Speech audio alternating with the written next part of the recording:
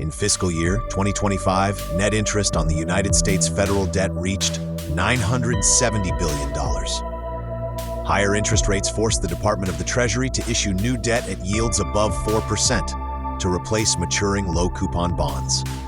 Cash required to pay bondholders now exceeds total national defense outlays. About 18 cents of every dollar the federal government collects in taxes now goes to interest on borrowing already done. As foreign central banks reduce their holdings, private domestic buyers must absorb the new issuance. You are watching Macro Frontier. Macro Frontier. In fiscal year 2024, annual net interest payments on the United States national debt surpassed total national defense spending for the first time in modern U.S. history. Treasury records show net interest cash outflows totaled $881 billion in fiscal year 2024, while defense cash outlays totaled $874 billion. This gap widened in fiscal year 2025, when net interest payments rose to $970 billion against $917 billion in defense outlays. The Congressional Budget Office projects net interest will reach $1.04 trillion in fiscal year 2026, against $918 billion for national defense, both on the same projected outlay basis. For decades, low borrowing costs kept debt service far below military budgets. When the Federal Reserve raised short-term borrowing rates in 2022 to combat inflation, interest payments adjusted across the federal debt stock. The result is a structural baseline shift where mandatory debt service claims a larger share of federal cash flow than national defense. Total federal debt outstanding reached $37.6 trillion at the end of fiscal year 2025, according to the Department of the Treasury.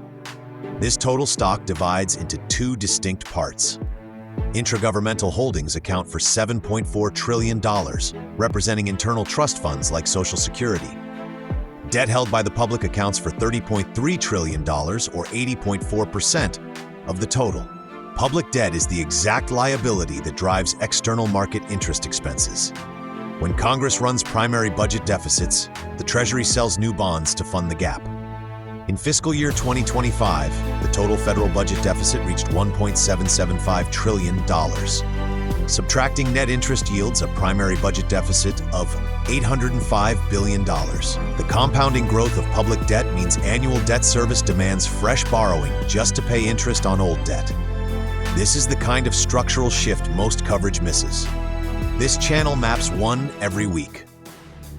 The core mechanism driving federal interest outlays is the maturity roll of old debt into higher market yields. Between 2020 and 2021, the Treasury issued short and medium-term notes carrying interest rates between 0.5% and 2%. As those notes matured between 2022 and 2025, the Treasury replaced them by selling new notes at auction yields ranging from 4.0% to 5.5%. This reset pushed the average interest rate on all marketable debt upward, compounding the total cash owed each month. The math follows a simple rule. Net interest outlays equal total public debt multiplied by the average yield across all active Treasury issues. Because debt held by the public stands at $30.3 trillion, every single percentage point increase in average yield adds over $300 billion in annual cash interest expenses. That expanding cost forces the Treasury to issue even more debt at current market rates, creating an automatic borrowing loop. Understanding federal borrowing requires separating net interest from gross interest. Gross interest counts all internal transfers between federal agency funds, including Social Security reserves. Net interest measures actual cash paid to external credit markets minus incoming loan interest. Treasury monthly Treasury statements show net interest payments rose from $881 billion in fiscal year 2024 to $970 billion in fiscal year 2025. To put this annual cash outflow in context, $970 billion equals 12.1 years of total discretionary funding for the U.S. Department of Education, which runs on roughly $80 billion annually. It also equals the cost of building 74 nuclear-powered aircraft carriers at $13 billion per unit. The active U.S. Navy fleet operates 11 carriers in total. In a single year, debt service absorbs more cash than building 6 complete carrier fleets. Federal spending falls into 3 rigid categories: mandatory entitlement programs, legal interest obligations, and annual discretionary spending. Mandatory programs like Medicare and Social Security operate under fixed statutory formulas, while net interest payments are legally binding obligations to bondholders. Because mandatory spending and interest payments cannot be cut without legislation or default, rising debt service creates direct downward pressure on annual discretionary spending.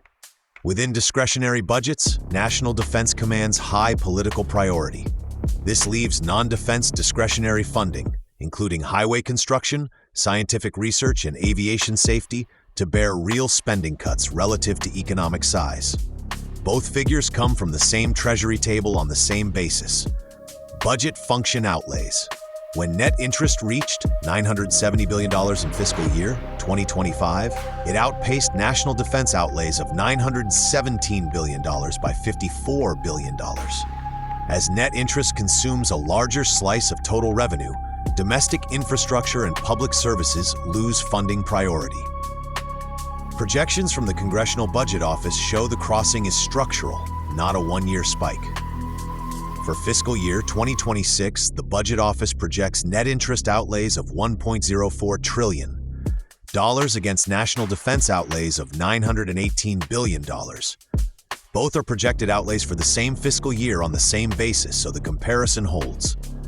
Net interest passing $1 trillion is a threshold the Budget Office expects to be crossed in fiscal year 2026. Because mandatory spending and interest obligations cannot be reduced without legislation or default, the pressure falls on annual discretionary appropriations.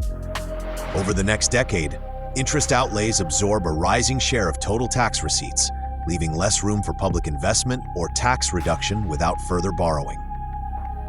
Foreign ownership of U.S. Treasury securities totaled $9.4 trillion at the latest Treasury International Capital reporting date. These are holdings, a stock of accumulated portfolio wealth, not an annual flow to the federal government. Japan remains the largest foreign creditor at $1.14 trillion. The United Kingdom holds $949 billion, but that figure measures custody, not ownership. Treasury data attributes a security to the country of the custodian, so London, Belgium, and the Cayman Islands appear to hold far more than their domestic investors actually own. The same convention systematically understates holders that buy through those custodians. Foreign ownership as a share of total public debt has drifted down since 2021 because issuance grew faster than foreign appetite. Domestic money market funds, banks, and private investors absorb the difference.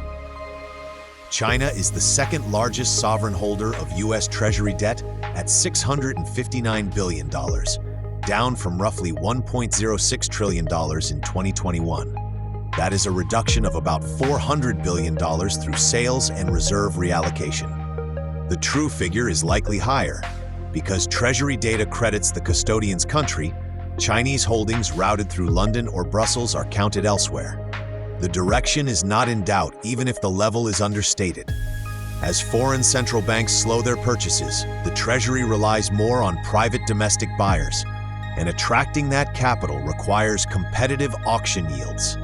That keeps long-term borrowing costs elevated across the financial system, feeding directly into mortgage rates, business loans, and corporate refinancing. The trajectory does not require a forecast of the economy. It requires only the arithmetic already on the books. The fiscal year 2025 federal deficit was $1.775 trillion, and $970 billion of that was net interest on debt already issued. More than half of what the government borrowed last year went to service what it had borrowed before. That borrowing adds principal, and the new principal is sold at current auction yields, not at the yields it replaces. Measured on Treasury's own outlays, debt service exceeded national defense by $54 billion in fiscal year 2025. On the Budget Office's projections for fiscal year 2026, both figures on the same projected basis, the same gap is $121 billion.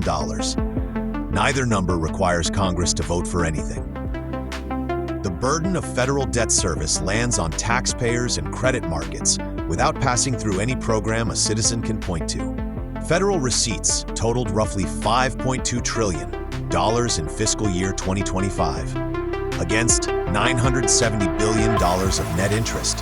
That means about 18 cents of every dollar the federal government collected in taxes went to interest on borrowing already done.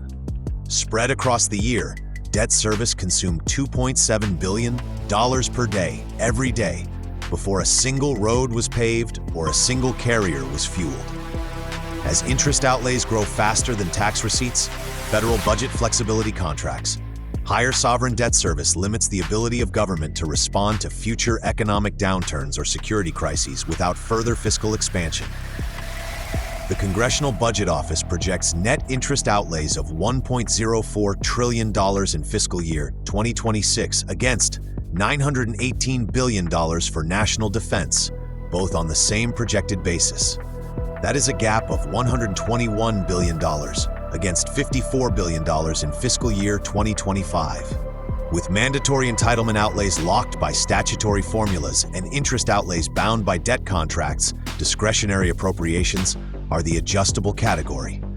Every fiscal year that closes with a deficit near $1.8 trillion adds principal that must be refinanced at prevailing auction yields, raising the following year's interest obligation before any spending decision is made.